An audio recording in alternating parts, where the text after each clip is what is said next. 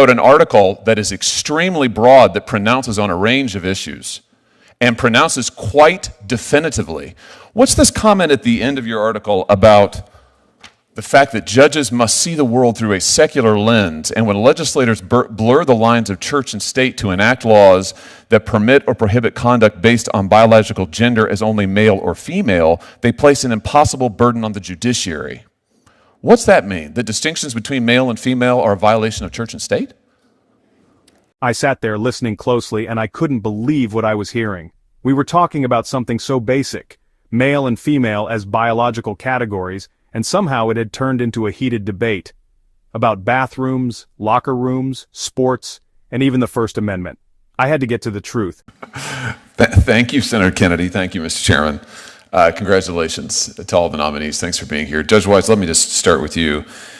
So, as I understand it, you don't think that there really is any clear-cut distinction between male and female as biological categories. Is that correct? That is not correct. That's what you wrote. Sorry, that is not correct. Well, that's what you wrote. Look, I'm reading your article, your Time Magazine article. Just to be clear, you wrote this while you were a sitting judge, 2017? You were on the bench? That is correct, after a case I had. Right. So, interesting choice to be writing opinion pieces about your cases, but in any event, you say that controversial pieces of legislation enacted in the last 2 decades rely on a clear-cut interpretation of sex, what I just asked you, but you say that that's wrong.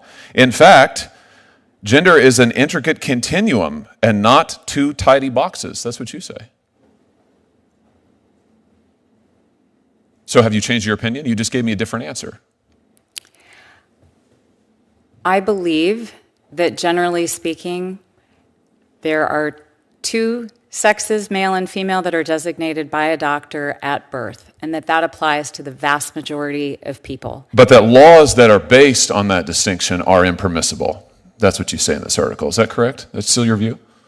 That is not what I say. Really? You say that if there is, for instance, a law that requires a distinction between male and female in bathrooms, that the judges cannot apply that law with any consistency, can't apply it consistent with equal protection.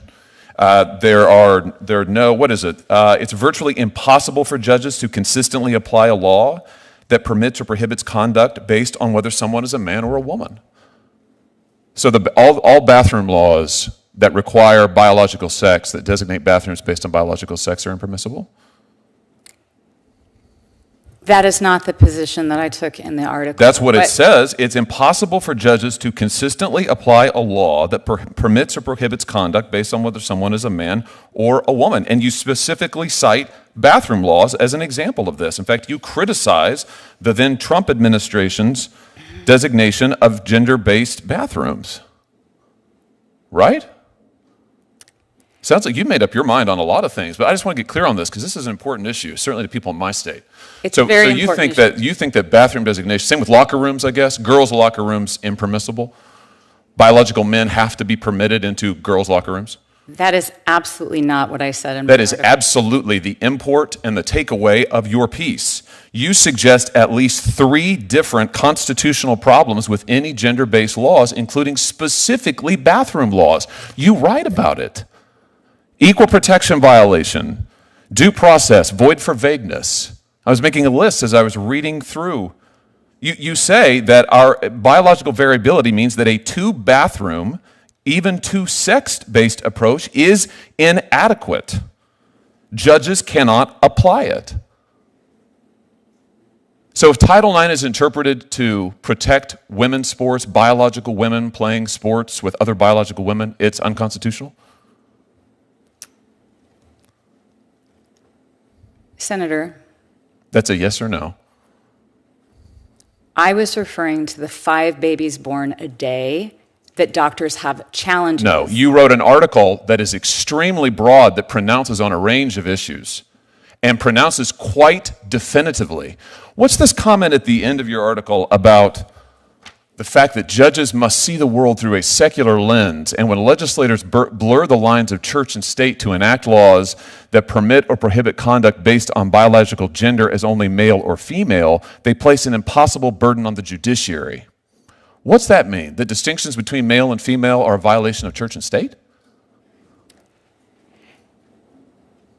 judges have to be able to administer these laws if the direction, and I have to tell you, I work really hard to get it right, to do exactly what Congress tells me to do and the legislature tells me to do.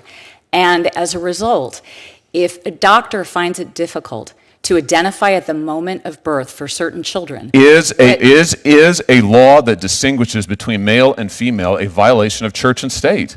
You say when legislators blur the lines of church and state and enact laws that permit or prohibit conduct based on biological gender as only male and female, they place an impossible burden on the judiciary. So this is a First Amendment violation? if what you are telling judges is that in order I'm not telling you anything. I'm reading you your comments, and I am asking you if you are still committed to these, and it sounds like you are. I have to tell you, I think these positions are insane. I think the idea that laws based on the distinction between male and female are a violation of church and state is insane. Totally insane. I think the idea that laws that would say women's locker rooms are protected from biological men, that those are impermissible, that's insane. But that's what you say in this article. You're going to have to recuse yourself in a lot of cases, aren't you? Will you recuse in every case involving biological sex, if you are confirmed? Senator, respectfully, that is not what the article says. You have pronounced on all of these issues. Will you recuse yourself in any case involving Title IX, biological sex, challenges to locker rooms, girls' sports, bathroom bills? All of those things are covered in this article that you wrote while you were a sitting judge. Don't you think that was impermissible? Will you recuse? Let's get an answer to that. Senator, your time is expired. Will you recuse? I did not take a position as to those issues that you have raised. You took a position on all of these things, and your position is insane, totally insane. I will absolutely not vote for you. There's not a world in which I could support you. I can't believe you have been nominated.